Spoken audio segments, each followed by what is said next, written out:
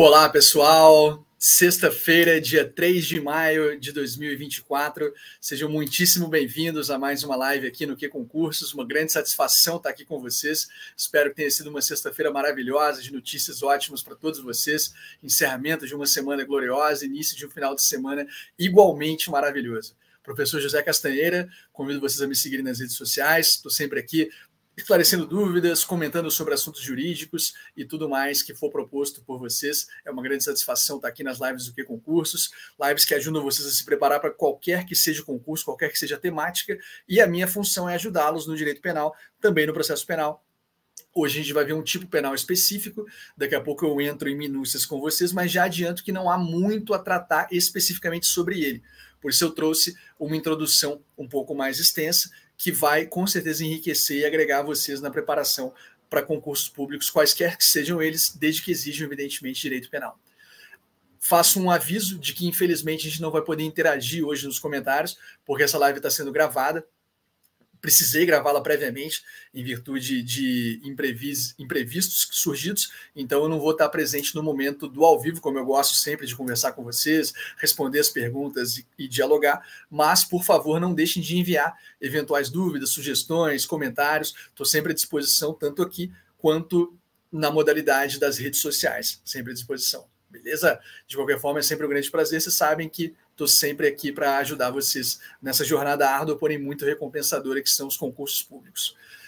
Lembro também, mais uma coisa, de que o material utilizado nessa aula é bastante interessante, diversificado, como eu adiantei, com uma introdução interessante, vai estar disponível no Drive. Assim que a aula terminar, podem clicar na descrição do vídeo, procurem pelo meu nome, entre os nomes dos professores, e podem fazer o download. Beleza? Muito bom estar aqui, pessoal. Espero sempre, como sempre faço de coração, espero que a aula agregue para vocês. Como eu adiantei, a gente vai estudar um tipo penal, um crime específico, previsto na parte especial do Código Penal.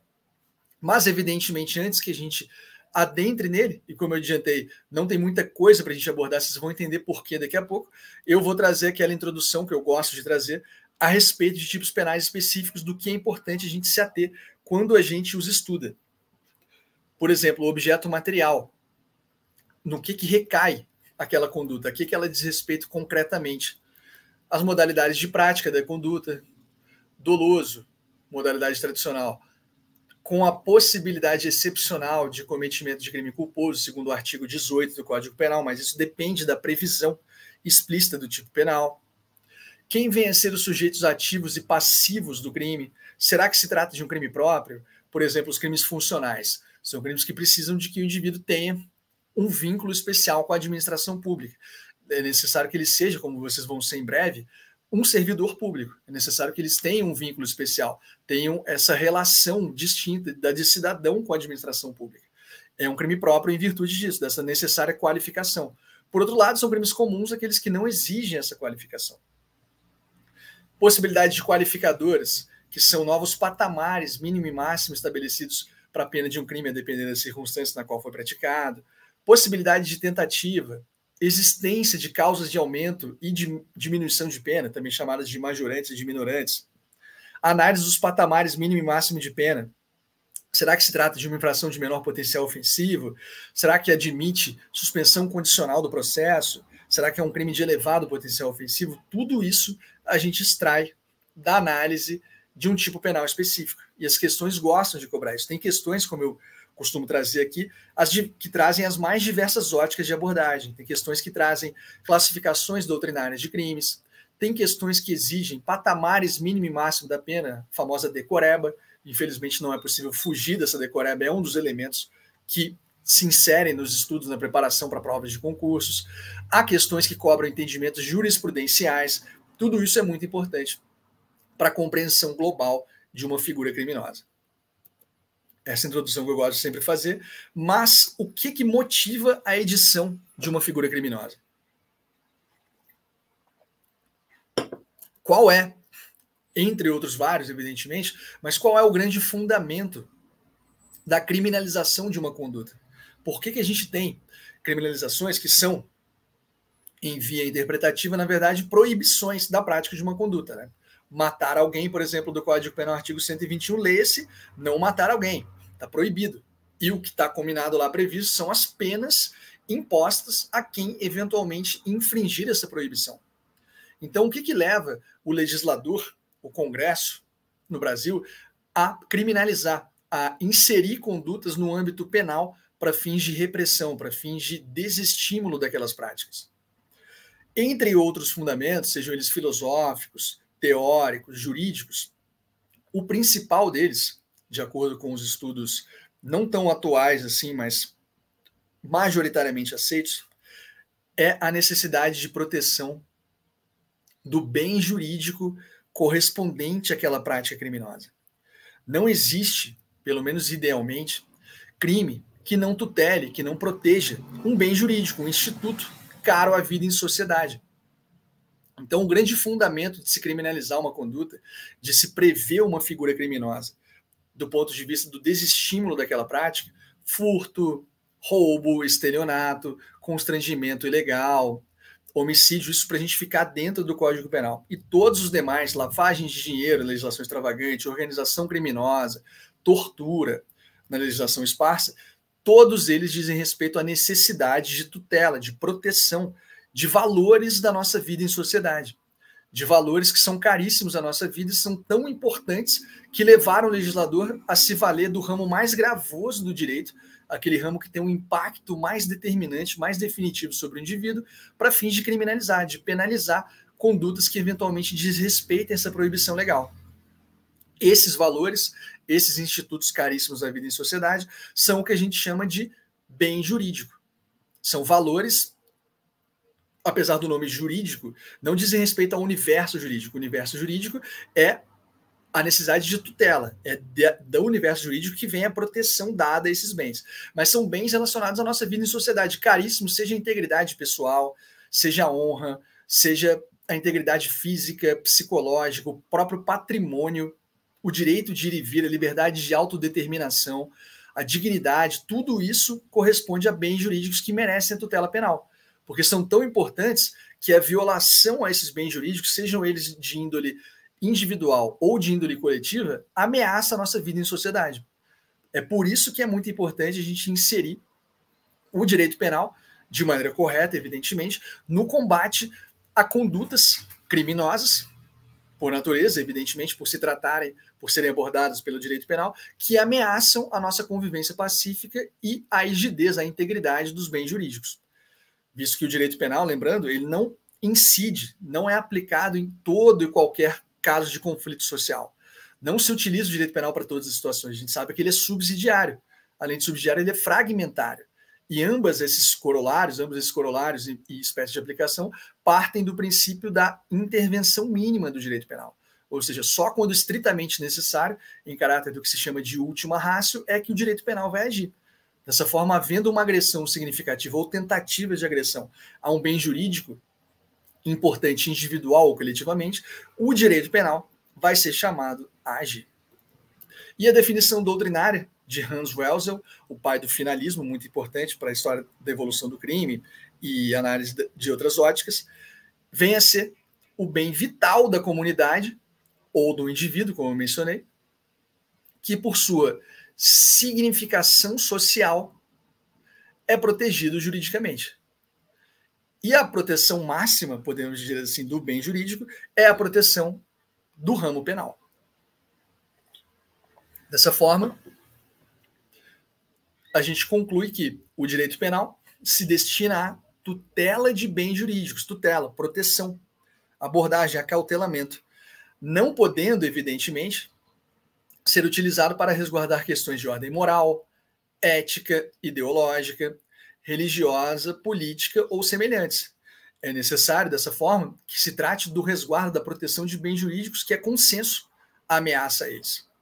Integridade física, integridade individual do ponto de vista da autodeterminação, ir e vir, honra, seja das modalidades objetiva ou subjetiva, dignidade sexual, a própria incolumidade pública, paz pública, todos são bens jurídicos cuja proteção é intrínseca à vida em sociedade. Dessa forma, em virtude do direito penal se destinar à tutela de bens jurídicos, questões de ordem moral, ética, ideológica, religiosa são questões individuais, são questões relacionadas à alteridade, aquelas que não afetam o ramo, o eixo do outro, que apenas se restringe ao âmbito individual. Dessa forma, o direito penal não se serve para criminalizar tendências internas, crenças, modos de pensar, inclinações políticas ou semelhantes. E a isso se dá o nome do princípio da exclusiva proteção do bem jurídico, visto que é necessário que haja, como eu já mencionei, um bem jurídico vinculado à criminalização, à punição daquela conduta. E os princípios relacionados, como eu já mencionei, o principal deles é o da intervenção mínima, segundo o qual o direito penal ele é dotado de duas características basilares, podemos dizer assim.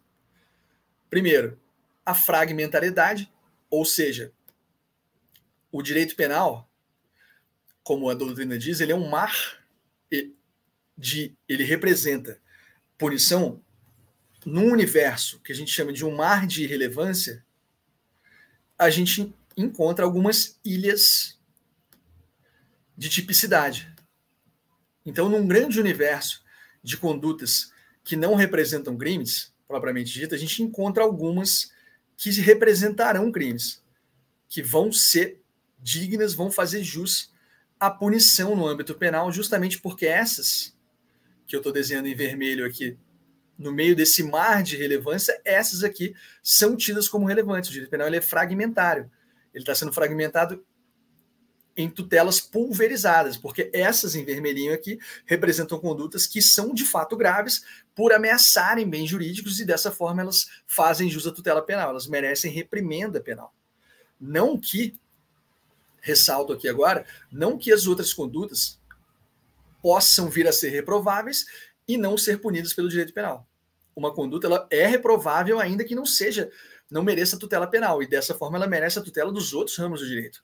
Basta a gente pensar na comunicação entre direito civil e penal. Direito civil, o indivíduo descumpriu um contrato, por exemplo. Um fornecedor deixou de entregar a mercadoria. Ele cometeu um ilícito civil. Ele deixou de cumprir uma obrigação que a gente chama de sinalagmática no direito civil. Descumpriu sua parte contratual. Embora, evidentemente, ele não tenha cometido um crime, não tem essa modalidade aqui, em virtude da fragmentariedade do direito penal, ele cometeu um ilícito civil e vai ser punido, vai sofrer a represália própria do direito civil. Pode ser executado extrajudicial ou judicialmente, ele pode ser processado para fins de cumprimento coercitivo daquela obrigação. Indenização, conversão em perdas e danos. O que não vai ocorrer é o tratamento sob a ótica penal, caso a conduta se restrinja a esse âmbito. E isso nos leva a outra modalidade que parte da intervenção mínima, que é chamada de subsidiariedade do direito penal. O direito penal ele é subsidiário, ele é um soldado de reserva.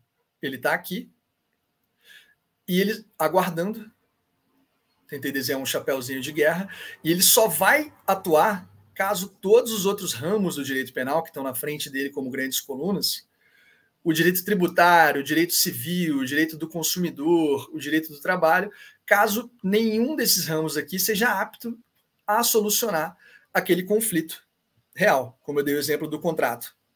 Um indivíduo que descumpriu um contrato vai ficar aqui no âmbito do direito civil, do Código Civil.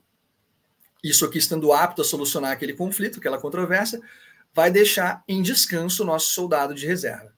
Mas caso se trate de um ilícito gravoso, um ilícito que merece a tutela penal do ponto de vista fragmentário, que não seja solucionado por nenhuma outra esfera, a gente vai ter o direito penal chamado a intervir. Dessa forma, fragmentariedade e subsidiariedade são ambos o que a gente chama de corolários, ou seja, grandes representativos elementos da intervenção mínima, ou questão da última ratio. O direito penal só vai atuar na hipótese em que isso se mostre estritamente necessário em virtude do caráter gravoso sobre o próprio indivíduo, de restrição da liberdade, como consequência máxima de sua intervenção. Um outro princípio que também é muito caro à criminalização de condutas é a proporcionalidade, desmembrada em alguns subprincípios, como adequação, necessidade e proporcionalidade em sentido estrito. Mas basicamente a ideia é de que apenas se criminaliza uma conduta e a proporcionalidade ela se comunica, ela se estende, surte seus efeitos tanto ao legislador quanto ao juiz no momento da aplicação da conduta e os demais agentes da administração da justiça, como o próprio delegado de polícia, promotores de justiça e até advogados. A conduta e a criminalização dessa conduta deve ser proporcional, ou seja, é necessário que se analise o bem jurídico que foi agredido para fins de imposição de uma pena que não seja nem muito branda e nem extremamente gravosa, a depender daquela ótica. E isso também se comunica, evidentemente, diz respeito à razoabilidade. É necessário que a razoabilidade seja atendida desse ponto de vista das necessidades, adequação e proporcionalidade em sentido estrito desse primeiro princípio aqui. Perfeito? E o corretivo, que a gente chama do tipo penal, ou seja, a maneira de se analisá-lo com a ótica correta para fins de interpretação e reconhecimento da criminalização daquela conduta, porque não basta a previsão da norma penal do ponto de vista formal. A partir desse raciocínio que a gente construiu sobre a necessidade de tutela, de proteção de um bem jurídico, a gente vê que há algo por trás. A letra fria da lei, subtrair para si ou para outra é coisa lei é móvel, existe em virtude da necessidade de se proteger, de se tutelar o patrimônio, como grande bem jurídico, que é protegido pela criminalização do furto. Dessa forma, a gente tem a norma penal formal, previsto friamente no artigo 155 do Código Penal, que é necessário somá-la à lesividade material, é necessário que se analise o caso concreto. Se o indivíduo levou uma caneta, é diferente se ele tiver levado um carro, se ele tiver invadido uma casa e levado bens de valor. A gente vai ter lesividade num caso e não vai haver no outro. É necessário que se analise a eventual e real, concreta agressão ou não ao bem jurídico que legitimou, que levou como fundamento a tipificação daquela conduta do ponto de vista penal. E isso nos leva a um princípio essencial, que tem incidência em diversos casos concretos e que motiva a não punição, em alguns casos, visto que sequer se considera crime a conduta, caso ele tenha incidência, como a gente vai ver, que é o princípio da insignificância ou bagatela, muito importante para que a gente entenda esse arcabouço jurídico e, evidentemente, para resolver questões de prova. Segundo o princípio da insignificância ou bagatela, apenas o direito penal deve se preocupar, como a gente viu, com o bem jurídico, mas com lesões significativas ou tentativas de lesão significativa a esse bem jurídico. Visto que a insignificância ou bagatela implica o reconhecimento, essa natureza jurídica dele, da atipicidade material. A gente vai entender melhor o que vem a ser isso agora. Vejam só. Esse aqui é o conceito analítico de crime. Várias peças que unidas formam a figura que a gente entende como crime, ou também o substrato analítico do crime. Ele é formado basicamente por três grandes peças que se desmembram: o fato típico, a ilicitude e a culpabilidade. Presentes esses três elementos no caso concreto, e a seta está aqui justamente porque a análise é feita nessa ordem. Primeiro a gente verifica a presença de um fato típico, a ilicitude, ou a ausência de qualquer circunstância que exclua essa ilicitude, e a presença da culpabilidade. Nessa ordem, presentes os três elementos, a gente tem a formação completa do crime, segundo a teoria tripartite, que é a mais aceita atualmente. Como eu mencionei aqui, ausente qualquer desses elementos, não há crime. Dessa forma, se não houver fato típico, a gente sequer analisa os elementos posteriores, visto que ele impede a formação do crime. Da mesma forma que se houver uma excludente de ilicitude, não houver ilicitude, a gente não analisa eventual presença da culpabilidade, visto que não se forma o crime. Mas dentro de cada um dessas peças, cada um desses elementos, a gente tem desmembramentos. Vejam que interessante. O fato típico não é um elemento único, um elemento estanque. Ele é formado basicamente por 4 subcomponentes, que estão aqui. A conduta, o resultado gerado por essa conduta, o nexo causal, que basicamente é o elo entre a conduta e o resultado por ela produzido, e, isso aqui é muito importante para que a gente entenda a insignificância, a tipicidade. A tipicidade é dividida em 2 vertentes também. Vejam só que interessante. Então, o fato típico se desmembra nesses 4 elementos aqui. E tem elementos componentes do fato típico que também se desmembram. Eu trouxe aqui destacado. Vejam só, a tipicidade é formada por 2 elementos. A tipicidade na sua vertente formal e a tipicidade na sua vertente material. A tipicidade formal nada mais é do que o encaixe, do que a correspondência entre a conduta praticada pela pessoa no mundo real e a previsão fria da lei. Como eu dei o exemplo, subtrair para si ou para outra em coisa, a lei é móvel, o furto. Alguém que pega uma caneta de uma banca de jornais do ponto de vista da tipicidade formal, evidentemente praticou o que prevê o artigo 155 do Código Penal. Praticou um furto. Alguém que subtrai da mesma banca de jornais um exemplar de um jornal do dia e foge, pratica formalmente, do ponto de vista da tipicidade, do encaixe, da correspondência entre a conduta e a lei, pratica o crime de furto. Mas isso não basta para que a gente conclua pela presença ou não da tipicidade. Além da vertente formal, é essencial que a conduta externe, para que ela seja considerada criminosa, a tipicidade material.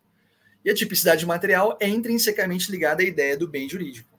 É necessário que a conduta, de acordo com a ótica material da tipicidade, agrida significativamente o bem jurídico tutelado. É necessário que ela tenha uma relevância do ponto de vista do caso concreto para que ela mereça a caracterização como crime. Nesse exemplo, o indivíduo que furta uma caneta de uma banca de jornais, ele não praticou, do ponto de vista da tipicidade material, um crime de furto, justamente pela insignificância da ação dele. Embora formalmente essa conduta se encaixe no artigo 155 do Código Penal, materialmente não houve qualquer lesão significativa ao patrimônio, que é o bem jurídico que motivou a previsão legal do crime de furto. Da mesma forma ocorre quando o indivíduo furta um chocolate de uma padaria, ou o exemplar do jornal, como eu exemplifiquei. Embora formalmente a gente tenha a subsunção ou encaixe, materialmente não há qualquer correspondência que faça jus, que justifique, que fundamente a criminalização dessa conduta. Dessa forma, se a gente estiver ausente a tipicidade na vertente material em virtude da insignificância daquela conduta, o que vai ocorrer vai ser a exclusão da própria tipicidade na sua vertente material, que vai levar, evidentemente, à exclusão do fato típico, que, por sua vez, impede a continuidade dessa análise. A gente sequer vai verificar se há ilicitude ou a culpabilidade, como a gente conversou. Esse é o sentido de análise. Portanto, ausente a tipicidade no ponto de vista material, ausente estará o fato típico, que, em última análise, conclusão, não havendo lesão ao bem jurídico que o tipo penal quer tutelar, pois o desvalor do resultado é insignificante, não merece o autor da conduta nenhuma reprimenda de caráter, atenção, penal. A conduta dele não deixa de ser reprovável, de merecer tutela, como eu exemplifiquei, dos outros ramos do direito penal, só dos outros ramos do direito. Só não vai ser tutelada, nesse caso, pelo direito penal propriamente dito. Perfeito? Esse é o grande raciocínio por trás do princípio da insignificância. Ele implica, então, como a gente conversou, o reconhecimento da atipicidade material da conduta. Embora haja uma correspondência formal entre aquela prática e o que a lei prevê, não há qualquer lesão significativa ao bem jurídico tutelado. É o que está escrito aqui. Não haver efetiva lesão ao bem jurídico tutelado, em virtude desse fato, não há tipicidade material. E a gente pode chamar o princípio da insignificância de instrumento de interpretação restritiva do tipo penal. Vejam só, porque eles nos faz ultrapassar a mera tipicidade formal, ultrapassar a mera descrição fria da lei. É necessário que se restrinja para as hipóteses em que há, de fato, e efetiva agressão ao bem jurídico tutelado. Vejam que interessante isso cai em prova, especialmente isso aqui, que são os requisitos objetivos, segundo o STF, para reconhecimento do princípio da insignificância. Então, quando se analisa uma conduta que, a priori, não fere significativamente o bem jurídico, não se pode declarar de maneira determinante, inicialmente, logo de cara, que ela vai fazer jus ao princípio da insignificância. É necessário, segundo o Supremo Tribunal Federal, que esses 4 elementos que compõem o mnemônico MARI, M-A-R-I, estejam presentes no caso concreto. É necessário que haja a mínima ofensividade da conduta, ausência de periculosidade social advinda daquela prática, o reduzido grau de reprovabilidade do comportamento externado pelo indivíduo, bem como inexpressividade da lesão provocada ao bem jurídico. Esses requisitos, se a gente analisá-los essencialmente, a gente vai notar que eles podem eventualmente se confundir, se misturar, se fundir entre si. Mas não se preocupem, é necessário que a gente lembre do MARI, especialmente para resolver provas, porque o mais importante sobre o princípio da insignificância é lembrar do funcionamento dele, a grande consequência. Exclusão, como eu lembrei aqui da tipicidade da vertente material, que vai levar à exclusão do fato típico, visto que a natureza jurídica do princípio da insignificância é de causa de atipicidade material, excluindo, evidentemente, a própria figura criminosa. Muito interessante, né? E assim, como a necessidade de análise do bem jurídico, dos princípios da intervenção mínima, proporcionalidade, o princípio da insignificância é essencial para um raciocínio jurídico mais completo na área penal e também para que a gente entenda a aplicação da lei penal e acerte, evidentemente, questões de prova. Vamos dar uma olhada numa questão sobre esse princípio. Júlia, primária e de bons antecedentes, verificando a facilidade de acesso a determinados bens de uma banca de jornal, vejam só aquele exemplo, subtrai 2 revistas de moda, totalizando o valor inicial do prejuízo em R$15. Então, esse é o núcleo da conduta dela. Ela subtraiu 2 revistas de moda. Formalmente, ao menos, a gente já tem uma correspondência entre essa prática dela e o crime de furto. Lembra-se da tipicidade formal, que é a subsunção, o encaixe da conduta com a previsão legal fria? A gente tem, então, formalmente, ao menos, esse encaixe. Mas o valor inicial do prejuízo foi de R$15. Será que tem tipicidade material aqui? Após ser presa em flagrante, a Júlia foi denunciada pela prática do crime de furto simples. Vindo, porém, vejam só que interessante, a ser absolvida sumariamente em razão do princípio da insignificância. O juiz entendeu que o princípio da insignificância tinha incidência nesse caso. De acordo com a situação narrada, o magistrado, ao reconhecer o princípio da insignificância, optou por absolver Júlia em razão da atipicidade da conduta. Já é a nossa resposta, como a gente viu, essa é a natureza jurídica do princípio da insignificância. É uma causa de atipicidade material da conduta. Então, o fundamento da incidência dele, da absolvição, é a atipicidade. Quando se exclui, lembrando aqui, a tipicidade na vertente material, a própria tipicidade é evidentemente excluída, levando à exclusão do fato típico. Então, esse foi o fundamento para fins de absolvição da Júlia pelo magistrado. Nenhum desses outros aqui se aplica a esse caso, evidentemente, porque a questão exigiu o conhecimento da natureza jurídica do princípio da insignificância. Perfeito? Vista essa bela introdução, que acredito que será útil, baixem o material, não deixem de baixar para ter contato novamente com essa matéria, revisarem, fazerem as questões relacionadas. Visto isso, a gente vai passar a análise da estrutura do tipo penal, o que é importante ver, para que logo após a gente veja, ainda que brevemente, porém de maneira suficiente, o crime tema da aula. Como a gente vai ver, não há muito a abordar. Vocês vão entender por quê. Como eu sempre trago aqui, para fins de estrutura do tipo penal, temos sempre o núcleo do tipo, também conhecido como verbo. Sei que vocês estudam português sabem muito bem disso. Ele diz respeito à ação, o coração, o cerne da conduta. Seja um fazer, seja um não fazer. Esse é o cerne da conduta, a essência dela. No caso do furto, subtrair. É um núcleo único. Porém, o tipo penal pode ser dotado de outros elementos. Não necessariamente sempre presentes, mas em alguns momentos a gente vai encontrá-los compondo um crime específico, como no caso do furto. A gente tem todos esses elementos aqui. O tipo penal ele pode ter elementos objetivos, subjetivos e normativos. Vejam que interessante.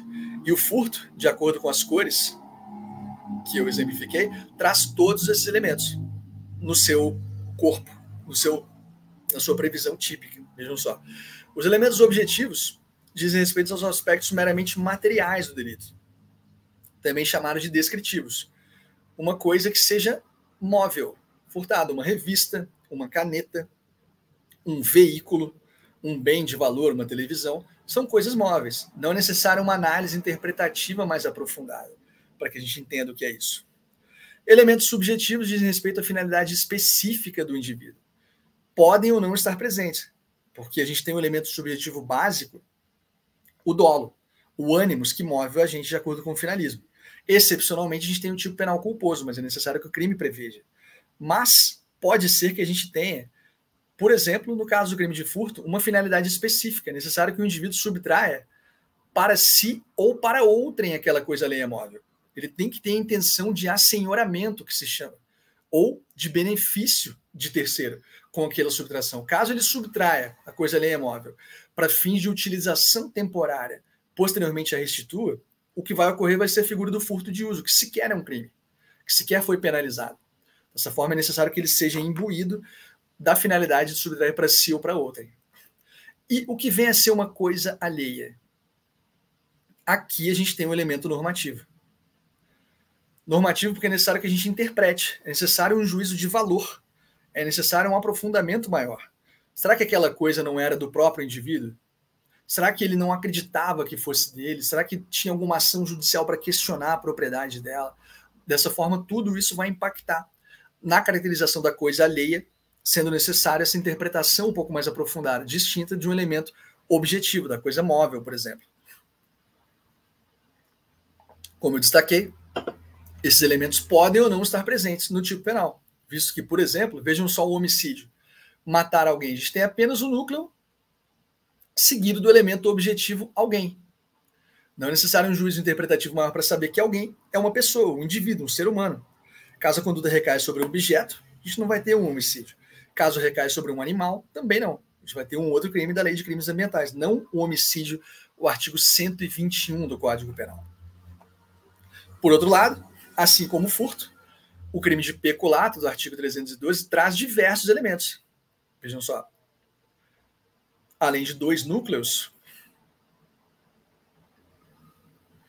temos um elemento normativo, elementos objetivos, dinheiro, valor, qualquer do bem móvel, em proveito próprio alheio, elemento subjetivo. E quem é o funcionário público para fins penais? Esse é um elemento normativo, requer uma interpretação, requer uma análise mais aprofundada. O funcionário público para fins penais é explicitado aqui no artigo 327, uma norma que a gente chama de explicativa, segundo a qual, para os efeitos penais, funcionário público é quem, embora transitoriamente ou sem remuneração, exerce cargo, emprego ou função pública. Vejam que interessante. Tudo isso, então, impacta. Eu trouxe esse grande panorama para que a gente entenda que, além da compreensão da conduta, do tipo penal, eventuais qualificadoras, causas de aumento, é importante entender o espírito do tipo penal. Entender que, por exemplo, caso a coisa não seja alheia, a gente sequer vai ter o furto. Caso não seja uma coisa móvel, a gente vai ter uma outra figura criminosa. E é necessário que o indivíduo haja imbuído do ânimo de assenhoramento para si ou para outrem. Caso contrário, a gente vai ter eventualmente uma conduta atípica. Lembrando que o verbo ou núcleo do tipo está sempre presente. Perfeito? Como a gente está vendo aqui, matar, apropriar-se, desviar. Espero que tenha ficado claro, que tenha sido um bom panorama para vocês. Depois vocês me enviam suas impressões a respeito. Com isso, vou abordar com vocês um crime bastante específico, que está topograficamente previsto. Eu gosto de trazer o local em que ele é previsto, para que a gente entenda o bem jurídico tutelado, para que a gente entenda as razões de edição daquela conduta criminosa e a relação entre ele e outros crimes. Ele está previsto no título 11 do Código Penal, que diz respeito aos crimes contra a administração pública. Veja que interessante. Lá no capítulo 2, correspondente aos crimes praticados por particular contra a administração em geral. Então, basicamente é o que a gente pode chamar de um crime comum. Um crime que não exige uma qualidade especial do indivíduo para o seu cometimento, para a sua prática. Não é, por exemplo, o peculato, que a gente acabou de ver, que é um crime funcional. É necessário que o indivíduo tenha essas qualidades do artigo 327. Dessa forma, a gente está observando o capítulo 2 do título 11 do Código Penal. E que crime vem a ser esse? É o crime do artigo 335, chamado de impedimento, perturbação ou fraude de concorrência. Veja que interessante. E como eu vou mostrar daqui a pouquinho, diversos aspectos desse crime foram revogados. Não explicitamente por uma lei, revoga esse artigo 335, não. mas em virtude de leis posteriores tratarem da mesma temática. Dessa forma, poucos aspectos desse artigo são atualmente vigentes. Mas, evidentemente, para fim de prova, a gente tem que entender a conduta que está criminalizada e lembrar que várias questões não cobram isso, esse conhecimento a respeito da vigência ou não. Várias questões cobram o patamar da pena, algum elemento objetivo previsto no caput do 335 ou no parágrafo único. Por isso é importante a gente conhecer, sim, esse crime. E ele diz o seguinte, quais são os núcleos dele? Impedir, perturbar ou fraudar concorrência pública ou venda em asta pública, promovida pela administração federal, estadual ou municipal ou por entidade paraestatal. E veja que interessante, ponto, vírgula. Ou seja, logo em seguida a gente vai ter uma outra figura criminosa que a gente pode chamar de autônoma, no mesmo tipo penal, cujos núcleos são afastar ou procurar afastar concorrente ou licitante por meio de violência, grave ameaça, fraude ou oferecimento de vantagem. A pena é detenção de 6 meses a 2 anos ou multa, além da pena correspondente à violência.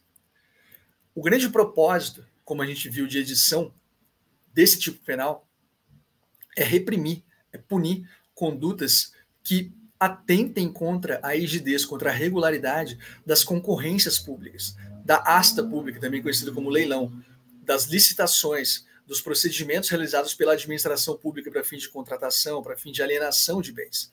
Então, indivíduos que tentam fraudar, que tentam afastar outros concorrentes, eram inicialmente punidos segundo os ditames do artigo 335 do Código Penal. Vejam que interessante. Lembrando que ele está vigente. Se vocês olharem no artigo 365 do Código Penal, não tem qualquer revogação formal, como eu mencionei. O que ocorreu foi a regulação de várias dessas matérias por leis posteriores. Mas antes disso, a gente tem que destacar, evidentemente, que o bem jurídico tutelado, o grande instituto protegido por essa lei penal, por esse artigo da lei penal, é a administração pública. Está inserido nos crimes contra a administração. Tendo como sujeito ativo qualquer indivíduo, é um crime comum, não é um crime funcional. E o sujeito passivo, aquele que suporta aquela conduta, inicialmente é o Estado, podendo de maneira indireta ou secundária ser um particular, que foi impedido de participar de uma asta pública ou de uma concorrência, como a gente viu. E agora a gente vai entrar na temática, na minha opinião, mais importante para a compreensão desse tipo penal, que é o fato de que ele foi parcialmente revogado em 2 principais âmbitos. O primeiro deles eu trouxe aqui, vejam só. A análise, a tipificação dessa conduta, a vinculação dela à concorrência pública foi revogada inicialmente em virtude da Lei 8666, que foi a primeira lei de licitações, e atualmente em virtude da Lei 14.133, que é a nova lei de licitações, porque ela inseriu novos tipos penais no Código Penal e ela própria regula o ato de impedir, perturbar ou fraudar uma licitação que nada mais é do que uma concorrência pública. É a forma utilizada pela administração pública para alienar bens, para adquirir bens, para contratar particulares, para grandes obras, sejam grandes, seja fornecimento de insumos ou serviços. Dessa forma, o indivíduo que perturbar um processo licitatório, ele não vai estar em curso no 335, mas sim no 337I do Código Penal. Vejam que interessante. Baseado em impedir, perturbar ou fraudar a realização de qualquer ato de processo licitatório. Isso foi inserido no Código Penal, pela Lei 14.133. A gente não vai ver os inicialmente revogatórios desse artigo 335, os elementos iniciais da Lei de Licitações 8666, porque a própria Lei 866 não é mais vigente. A lei vigente atual, que inclusive modificou o Código Penal, é a Lei 14.133. Vejam que interessante. Ela regula, então, de maneira ampla, a tentativa de impedir, perturbar ou fraudar a realização de qualquer ato de processo licitatório. Então, ela tira do âmbito do 335 o impedimento, perturbação ou fraude de concorrência em geral. Vejam que interessante. Além disso, temos um segundo tópico de revogação parcial do 335, visto que ele prevê como crime, após aquele ponto e vírgula, o ato de afastar ou procurar afastar. Lembrando que isso indica possibilidade de crime formal ou material, concorrente ou licitante, vejam só. Lembrando que aqui, no caso, a concorrência pública é a licitação. O concorrente é um termo amplo, pode ser um indivíduo que participa de uma asta pública, como a gente vai ver, em relação a isso que a lei vige atualmente. Mas o licitante, ele é previsto especificamente pela Lei 14.133, que, como a gente conversou, inseriu novos tipos penais no Código Penal. Especificamente, esse aqui, que afasta a incidência do 335, o 337K, inserido no Código Penal pela nova Lei de Licitações, baseado em afastar ou tentar afastar licitante, por meio de violência, grave ameaça, fraude ou oferecimento de vantagem de qualquer tipo. Vejam que interessante. Então, essa é a figura atual que, embora não mencione explicitamente a revogação expressa daquele tipo, ela trata de maneira, a gente pode dizer especial, porque veio da lei de licitações, e de maneira mais recente, trata amplamente tudo que diz respeito a licitante, que anteriormente era previsto no artigo 335. Por esses motivos, o artigo 335 foi parcialmente revogado em 2 âmbitos, como eu ilustrei aqui para vocês. E a leitura que a gente vai fazer dele, já vou mostrar daqui a pouco, é de que ele está vigente ainda, tem doutrinadores que inclusive entendem que ele foi totalmente revogado. Lembre-se disso, há essa controvérsia doutrinária. Mas eu vou trazer o entendimento segundo o qual ele ainda é vigente. E ele é vigente especificamente em relação às vendas em asta pública. Asta pública nada mais são do que leilões. Os modos usados eventualmente pela administração pública para leiloar, seja bens móveis, seja bens imóveis. Então, o indivíduo que impedir, perturbar ou fraudar a realização de leilões de asta pública de bens, ele vai estar em curso, sim. Não se tratando de licitante, de outros tipos de concorrência pública, ele vai estar em curso, segundo esse entendimento doutrinário, no artigo 335 do Código Penal. E a leitura que a gente tem que ter dele atual é essa aqui, vejam só. Impedir, perturbar ou fraudar, segundo esse entendimento de que ele é vigente ainda parcialmente. Eliminamos a concorrência pública, mantemos a venda em asta pública. Impedir, perturbar ou fraudar a asta pública, promovida por todos esses órgãos, como a gente viu, administração federal, estadual, municipal, ou por entidade paraestatal, ou ainda afastar ou procurar afastar o concorrente do quê? Da asta pública, e não o licitante, como está arriscado, por meio de violência, grave ameaça, fraude ou oferecimento de vantagem. Vejam que curioso. É uma revogação silenciosa, uma revogação que a gente pode chamar de tácita. Não foi explicitada pela lei. E mesmo assim ela surte seus efeitos. Dessa forma eu trouxe aqui um entendimento segundo o qual ainda é vigente, porém em vinculação a pontos específicos, a pontos determinados. Perfeito? E a pena desse crime, do artigo 335, é uma detenção de 6 meses a 2 anos, ou seja, é uma infração, a princípio, de menor potencial ofensivo, caso não haja, evidentemente, uma pena correspondente à violência. Uma infração de menor potencial ofensivo regulada pela Lei 9.099. E o parágrafo único também tem uma revogação parcial, visto que ele mencionava o ato de licitar. Licitar é regulado pela nova Lei de Licitações. Incorre na mesma pena quem se abstém de concorrer, nesse caso na asta pública, em razão da vantagem oferecida. Então, o indivíduo que recebeu algum suborno para não participar de um leilão vai estar em curso também no artigo 335. Perfeito? Bem jurídico, já mencionei, administração pública, crime comum contra o sujeito ativo. O sujeito passivo é o Estado e, secundariamente, um particular que tenha sido lesado, ameaçado, afastado daquela concorrência em asta pública. Forma de consumação, impedimento do leilão ou da asta pública. Na modalidade de impedimento é um crime material. Na modalidade de perturbação é um crime que a gente chama de formal, porque ela pode ter ocorrido, mas desde que tenha sido perturbado, o crime foi consumado. E quando se afasta ou procura se afastar um concorrente, o crime ele é material ou formal, a depender da modalidade aplicada. Porque quando se procura, pode ser que o indivíduo não seja concretamente afastado. Então, dessa forma, é formal. Ao contrário do material, que diz respeito ao afastamento. Perfeito? Vamos dar uma olhada, tem poucas questões sobre isso, como eu mencionei, a grande importância dessa aula é a compreensão do arcabouço geral de criminalização de condutas, os propósitos do direito penal, bem como do que ocorreu com esse crime, essa visão mais peculiar. Nós vamos dar uma olhada numa cobrança de prova aqui.